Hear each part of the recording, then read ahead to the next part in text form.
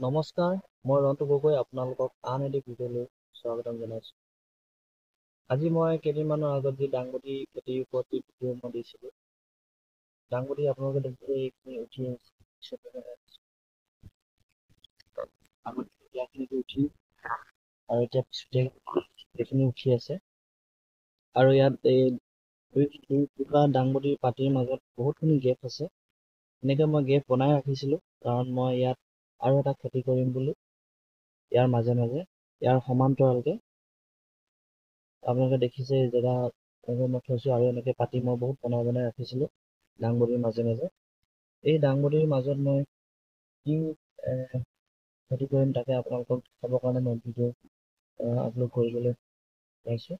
আপোনালোকে ভিডিঅ'টি শেষলৈকে চাব আৰু ছাবস্ক্ৰাইব কৰিব, লাইক কৰিব, কমেণ্ট কৰিব, শ্বেয়াৰ কৰিব আৰু লগতে বেল আইকনটি দবাই দিব।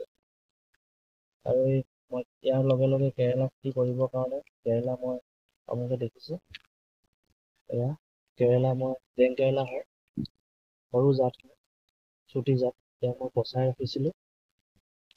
আজি মই যি বতৰ আছিল, বতৰ ডাৱৰী আছে,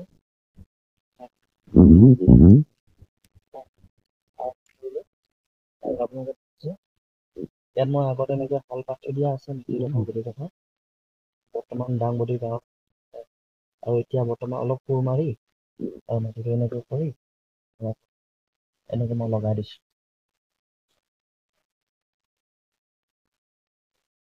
ইয়াত মই বিশেষকৈ তেনেকৈ সাৰ দিয়া নাই। আগত হাল বাওঁতে মই যি ব্ৰইলাৰৰ যি ৱেষ্ট হয়, ব্ৰইলাৰ যি মল, এই মলটো মই ইয়াত দিয়া হৈছে। সেইকাৰণে বৰ্তমান এতিয়া সাৰ নিদিওঁ, গছ কেনেকুৱা হয় কি হয় চাই মেলি সাৰ দিয়া হ'ব। আৰু মই এনেকৈ একে জেগাতে লগতে সমান্তৰালকৈ দুটা খেতি মই কৰা নাই, কাৰণ এবাৰ মই প্ৰথম কৰিছোঁ এনেকৈ। কেনেকুৱা হ'ব ইমান গম নাপাওঁ, কিন্তু ভাল হ'ব বুলি মই ভাবিছোঁ, কাৰণ দাংবডি প্ৰায় এমাহমানহে লাগি থাকিব, ইয়াৰ পিছত দাংবডি গছবোৰ মৰি যাব, কাৰণ ইয়াৰ লাষ্টিং কম থাকে। কিন্তু ইয়াৰ কেৰেলা বহুত দিন লাষ্টিং থাকে, সেইবাবে মই ভাবিলোঁ যে ইয়াৰ লগে লগে মই ইয়াৰ পিছতে।